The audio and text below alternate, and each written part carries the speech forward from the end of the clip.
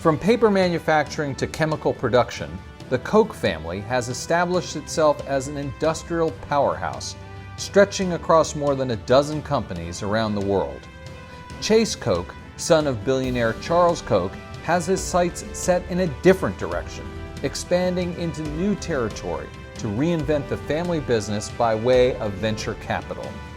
As Koch Industries grows, the multinational conglomerate finds itself on the cusp of an exciting new era as it invests in the technology of the future. In this episode of Influencers, Chase Koch joins me as we discuss this next chapter of his family legacy.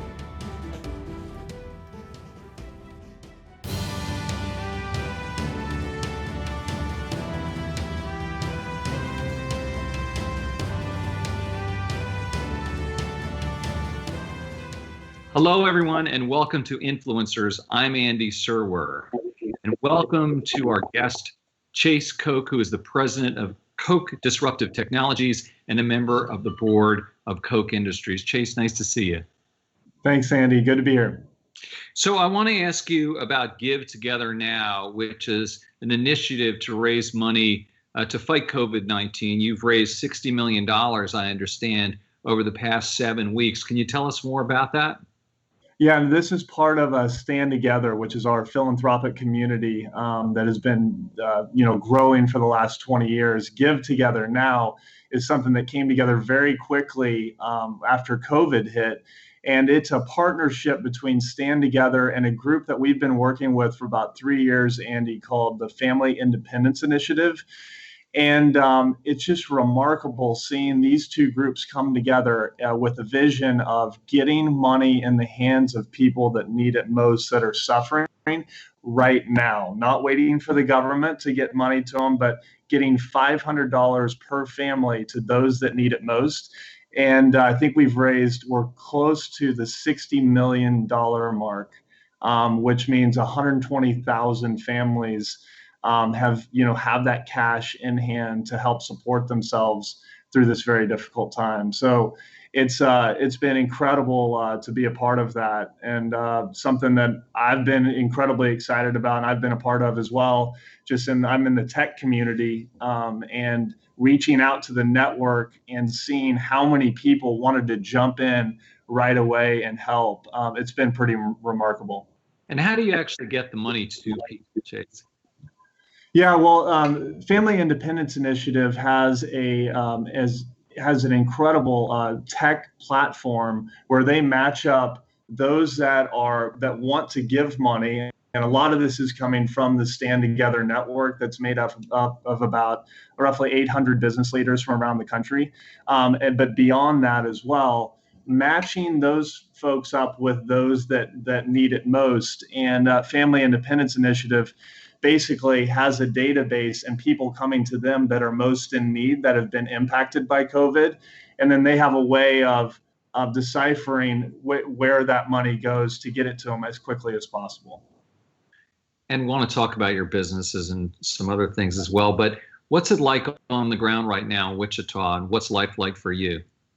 Yeah, I mean, Wichita is, Koch Industries, I'll start with that. Obviously, Koch businesses, employees have been hit with COVID just like everyone else in the country and the world, frankly. This is my first day back at the office, Andy, and, we're social distancing, obviously complying to all the CDC guidance and regulations, but we're starting to get back to work here. And so I think just driving here this morning, I saw a lot more cars on the road getting back to work. So I would say Wichita is starting to open back up. We weren't hit as hard as some of the other larger cities in the country, but things are starting to pick back up here at home. And what was your assessment, or what is your assessment of the way the government has handled the pandemic? I would say probably, I think there's some really great things that the administration has done, and some things that probably have room for improvement. I would say on the thing that is really, I think, positive would be on the medical side and on the health system. A lot of regulations that have been holding innovations back for some time were opened up, like telemedicine, right? Nurse practitioners being able to step in and act as doctors where they didn't have that ability before, and to unlock more capacity to help more people. So I think there's some in telemedicine as well, doctors working across state lines that weren't able to do that before. So my hope is that those aren't temporary, options for the health system, and that can stick into place because we've been able to help so many people through the health system and the rollback of those regulations. I would say on maybe an area that I would have thought about it differently was the government making decisions in terms of what is a essential business and what's a non-essential business. I would have thought about it more from the government as a framework of how do we keep folks healthy and safe, but try to push down the decisions to business leaders. And if they demonstrate that they can keep people healthy and their data looks good from a business standpoint, then let them make more of those decisions. So more of a bottom-up approach instead of a top-down approach. That's what I would say generally to your question, Andy. Gotcha. And of course, a huge story this week, Chase, is the death of George Floyd, the resulting protests and the violence and unrest. In addition to the protests, you have funded Stand Together, as you mentioned, which fights for criminal justice reform. Absolutely. Do you think there's a connection between the problems with criminal justice and the unrest that we've been seeing? Well, the first thing I would say is that heartfelt sympathies to George Floyd's family and all those experiencing injustices. This is, I think, a terrible reminder of how much work we have to do as a country to make sure that every individual has dignity and that dignity is respected. I feel like that a cultural transformation needs to take place in this country. I think we all see that. And, the ideas of mutual benefit and equal rights, as you mentioned, that's what Stand Together is all about. We have to respect those principles because that's what makes the world go round and makes people prosperous and makes people better off. So I would say that we've got a lot of work to do as a country, evidenced by what's happening right now, and our work around this. I'll just share one example. We support a group of Dallas, Texas, called Urban Specialists, led by Bishop Omar Jawar and Anton Lucky, and they do terrific work. Their organization is basically around how do you take potential would-be gang leaders and flip them into very productive members of society, going door to door and speaking to other kids about the downsides of violence and turning them into really productive members of society. They did a lot of work in helping people stand together. When there were the shootings in Dallas, you may recall, Andy, several police officers got shot 3 or 4 years ago, I believe. And Urban Specialists was an organization that came in and bridged the community together to help neutralize, more and more violence from there. So our whole idea around this is we got to get all kinds of people to stand together and think about how do we help, how do we drive a society of mutual benefit where we're helping each other instead of hurting each other. And that starts with a belief in equal rights. It starts at the dinner table with our kids, right? And these principles and what we teach them. So until we start thinking along those principles and basically all of America thinking that way, I think it's going to be hard to overcome the situation that we're in right now.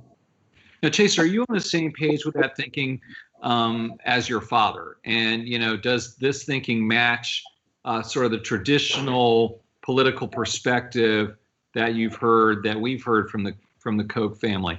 Is it one and the same, or is it a little different?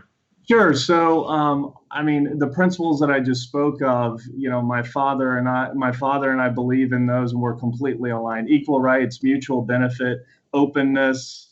Those are the principles that has made this country great. So I'm completely aligned with that. Of course, my father and I are two different people, but I will tell you that I've learned a tremendous amount from him, and we partner together on Stand Together. I'm more passionate about the community side. I would say he is as well, but also on policy like criminal justice reform. That's an area of passion for mine as well. And to your comment on politics as well, I think there's a misperception of Stand Together and also my father around politics. If you look at the money and the capital that has gone into politics, it's less than 10% of everything that Stand Together does. We're focused on communities and education. And I'm personally politically agnostic. I don't think about it in terms of Democrat versus Republican. I go back to the ideas of what improves people's lives and stick to that, and then let that be kind of my filter for what policy I will support or won't support. I hope that's helpful. Yeah. And what role do you think the private sector or individuals like yourself, business people, what role do they have in terms of trying to help society out in this area? Well, I mean, I think the private sector, just like a business like Koch Industries, for example, our whole vision is that we want to create products and services that improve people's lives while always consuming fewer resources. We feel like that's the role of every business, right? I can make a product and it's better than your alternatives, and I'm lowering my footprint of raw materials and my environmental footprint to make those all the time. That's our approach in every product that we produce.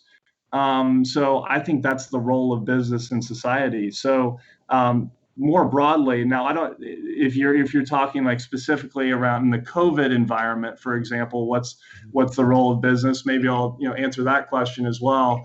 I can mention just some of the things that Koch Industries is doing. I know so many businesses have chipped in. It's been remarkable to see to help people during this very, very difficult time. Koch has, Georgia Pacific, I think Andy, is one of the larger platforms, and we make paper towels, toilet paper, the emotion machines that you see there in bathrooms as well. And obviously in very, very high demand during this period. And it's been remarkable to see our business, the team get together and even in a social distance environment, figure out how to run those assets harder than they ever have to get product into people's hands. That's one example, but I would say employees within our Koch Engineering Solutions group spun up some 3D printers to make face shields to get them to local hospitals. Our Invista Fibers group pivoted their manufacturing to make medical gowns as well. Our Philips Medisize, which is our medical device company, is working on COVID tests as well. So there's a number of things that I'm very proud of that Koch Industries has jumped in and helped and pivoted so that we could help people with the products that are in need right now. So I'm excited to be a part of that. What about Koch Disruptive Technologies specifically, Chase? I mean, what's going on there? Yeah, so maybe I'll just give a little bit of background on what it is. I started Koch Disruptive Technologies about 2.5 years ago, Andy, with the thought that we could bring something different to the marketplace and really create a kind of a new approach to innovation for Koch Industries, but also bring something different to the market. And I'll explain. As you know, Andy, Koch is it's a global company. We're in about 60 different countries. We have 130,000 employees, but we touch the majority of the economy. I mentioned wood products. We're in electronics. We're in software with Infor now with that acquisition. We're in agriculture, a number of different verticals that touch the majority of the economy. And when I was working in the agriculture group, I spotted, this is again 2.5 years ago, I spotted an opportunity to say, what if we brought all of Koch Industries together as kind of this Koch laboratory concept and offer that to technology founders in a way that they haven't experienced from other, getting capital from venture capital or other corporate VCs. And so that was really the idea on how can we bring our assets, our capabilities to them in a way that they hadn't experienced before, in a way to unlock their potential. But it's a win-win, back to this idea of mutual benefit. That helps Koch Industries as well, because we're on this journey of trying to transform a lot of our industrial companies to being technology companies. So we feel like if we don't do that, some of our businesses will become dinosaurs, right? So we have to stay ahead. And we saw this as an innovative model to basically have access to those technologies. Does that mean, Chase, that you partner with a lot of not only startups, but bigger tech companies as well? Talk about some of those relationships. Yeah, sure. No, great. Our role for Koch Industries is we're a separate business, KDT is. And so we originate, but we also make investments in these companies, and then we also connect them into Koch. So that's our role overall. So we look across the spectrum of stage of company. We've invested in growth companies all the way to very early stage companies.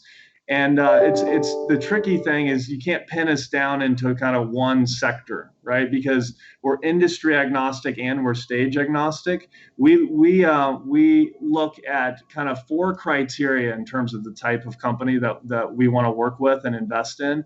The first one is we want to see that they're principled entrepreneurs, great founders with great track records that align to our values, humility, accepting of the challenge process, being able to pivot the company, integrity, all those things, right?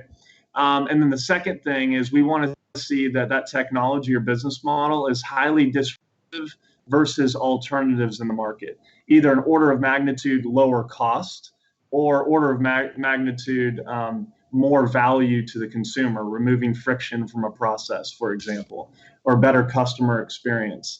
And then the third thing is we want to see that it has very, very high potential, multiple shots on goal, and can really impact millions of lives if it's successful. And then the last one goes back to mutual benefit, which we talked about. We want to bring value way beyond the check. We want to see that we can bring this Koch laboratory and add tremendous value to that company, and then that technology can also help Koch on, coming back to us.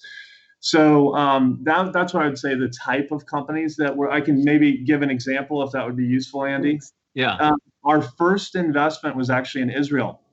It was a company called Insightech, and they have focused ultrasound technology, where it's amazing stuff. They're using sound waves instead of scalpels, like basically arming doctors with sound waves to, for example, if you have essential tremor disorder, for example, which is a brain disorder that impacts 7 million people in America, they're using sound waves to ablate the damaged tissue in the brain non-invasively instead of going in with a scalpel. And the patient comes out within 2 or 3 hours, basically not shaking at all. So tremendous technology that we see as highly disruptive, but it can transform, millions of lives. They've already impacted 25,000 lives, and they have a vision of impacting over 100 million. So that would be just one example, and also a new area that Koch is getting into on the medical side, and that's one of the things that KDT hopefully can offer Koch Industries. So I'm going to shift gears a little bit, Chase, and ask you about growing up in this family. Your dad, is this iconic American businessman, Charles Koch. And my understanding, though, is that your parents played books on tape by Milton Friedman. I mean, come on, what kind of crazy growing up was that all like? Well, I will tell you that, I'll just maybe give you 2 examples of that would shed light on kind of growing up in the family. The first one is everything goes back to being based on principles and the importance of principles. So as a kid, I remember, we'd show up at the dinner table. We had the 5 things: love, courage, faith, honor, and loyalty. As kids, those were our core principles. So we were held accountable to those every day. So we'd show up at the dinner table and say, all right, Chase, what is tell me one principle and how you exemplified that today. And that goes all the way back to when I was 5, 6 years old. So yeah, and then ideas such as mutual benefit and taking the gifts that you have and exploring those and developing those and being the best you can be. That's Abraham Maslow, right? So back to your example of we did have some books on tape that I learned a lot of these ideas as a young kid, and Maslow is a good example of that. He's someone that influenced me and still influences me in terms of focus on where you have a gift and where you have a passion, and then make the most of it. The other example I'd give you that really was a huge influence on my life was my first job at Koch. When I was 15 years old, I worked at the feed yard for the first time. And just to back up a little bit, I grew up playing a lot of tennis. I was a competitive tennis player. I played on the national circuit. And when I was 15 years old, I got burned out and tired of it. And I remember throwing matches intentionally to come home and be able to hang with my friends and not play tennis. And I remember my pop calling me up to the office and said, "You can either continue playing tennis and playing 100%, or I'm going to get you a job." I said, "Get me a job." And my stuff was packed the next morning. An old pickup truck picked me up. 5.5 hours later, I was shoveling cow manure and digging post holes in Syracuse, Kansas. And I will tell you that was one of the biggest inflection points in my life, going from kind of, country club to working hard and understanding the value of work. And it was like my grandfather told my father, the way I felt coming out of that was, it was kind of this glorious feeling of accomplishment. Who would have thought that shoveling cow manure would make you feel that way? But it was the first time I actually, really learned the value of a dollar and working with a team. So that was a big change in my life at that point. And you've been working at the company for how long now? Basically since you were a teenager? Yeah. So, 15 was when I started, and I worked basically every summer. I worked in the refineries, I worked at the gas liquids plants, worked in distribution, all the way until, probably sophomore year in college, worked summers, but then went to Texas A&M, moved to Austin for a while, and then came back. And I've worked at the company since 2003. So full time goes back to 2003. So 17 years I've been with the company. And there's some people who say, Chase, now that you could be the person to be stepping into the top job. Is that something that people are at least on the right track about, perhaps? Yeah, Andy, that's one of those things where I think a lot of people look at it and assume just because the Koch is on the side of the building and it's my last name that, this is the guy, right? And that's the way succession works, and he's being groomed for the job. And the thing that's important to understand about Koch Industries and the way we look at this is it's a meritocracy. And we believe in putting the right people in the right roles, no matter what the role is, no matter who has what last name. That's what's going to add the most value. And that's what's going to make Koch Industries keep going for many generations. So am I that guy or not? I don't know at this point. Where my focus is, I want to make KDT successful and do a really good job there. And then maybe a bigger job is there for me in the future. I'll always be a part of Koch Industries. I'm a shareholder. I want what's best for the company and the right person in the right role. So that's how we consistently think about it. It's funny you said the word shareholder, because my next question was going to be one that your family has always asked. But how come this company has never gone public? And take us inside. You and your father must have had many conversations about this. Well, I mean, it's we believe there's significant advantages of staying private, being able. One is, just having a relatively small board to move quickly and make decisions on large acquisitions. We think it's really important that it's an aligned board, aligned vision, aligned values, and to make sure that we keep the board that way. So staying private helps with that as well. And I just think that, being private is one of those things that has got us to this point. To be able to move quickly and capture opportunities. So I don't think it's in the cards anywhere in the near term to to even consider going public. We want to stay private as long as we absolutely can. Last couple of questions. What do you see right now, maybe in terms of everything going on with, say, for instance, coronavirus, or just maybe the business environment, generally speaking, that is influencing your thinking, your family's thinking about how you're pointing Koch into the future?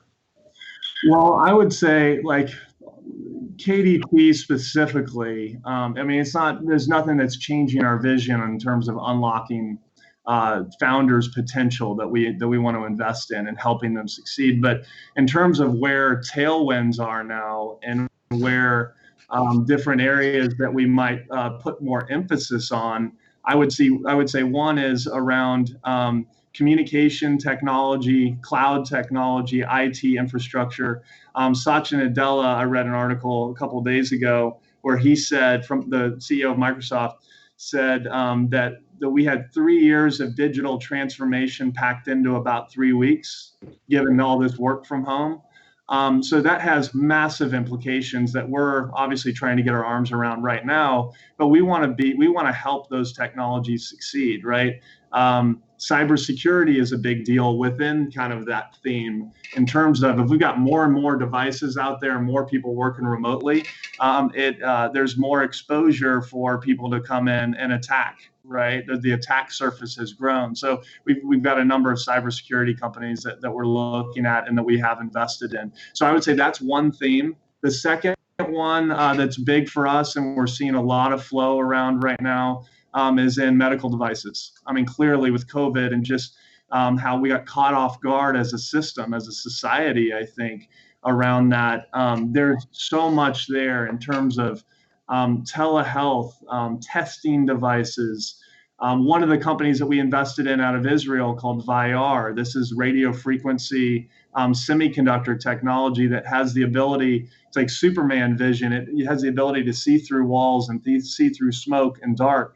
But what they're using it for in hospitals in Israel right now and experimenting with is this whole idea of the trend of making something touchless for a doctor or for a nurse. They don't have to touch and interact with the patient as much. They can monitor heart rate, respiratory rate from this chip, and without actually having them connected. And it's the same for the home as well. So that type of technology is really interesting to us. And as I mentioned, Philips Medisize is actually working on a COVID test right now. So that's something that Koch Industries and KDT, we're searching out those technologies. Well, interesting stuff. I like that Superman vision stuff. Wow. Yeah, it's cool. It has so many implications and applications. It's really interesting. So this program's called Influencers, and I want to ask you, Chase, how you see using your influence on society and the world. Yeah, well, I would say almost everything that I do, and frankly, Stand Together and the company does, our whole vision is that how can we help people unlock their potential? Everyone has a gift, and everyone has tremendous potential. How can we remove the barriers that stand in the way of unlocking each individual's potential so that they can do that? So that's something that I'm incredibly passionate about. And if you look at what I'm doing with KDT, it's about unlocking the founders' potential. If you look at what we're doing with Stand Together, it's about unlocking everyone in this country that we can, unlocking their potential by removing barriers. There's, whether it's education, whether it's in communities with poverty, addiction, violence. And then you mentioned before criminal justice reform as well. Those policies that are standing in the way of helping people, those are the things that we focus on. So me personally, I get to bridge those two worlds together, I have two roles, one with Stand Together and one with KDT and Koch Industries. And as I'm out looking for technology, I'm also talking to those founders about, if your company becomes successful, how can we help you unlock your potential from a philanthropic standpoint as well? So it's been really fun, like over the last 2 to 3 years, how my role specifically has aligned around that North Star. Chase Koch, president of Koch Disruptive Technologies, member of the board of Koch Industries. Thank you so much for your time. Thank you, Andy. I appreciate it. You've been watching Influencers. I'm Andy Serwer. We'll see you next time.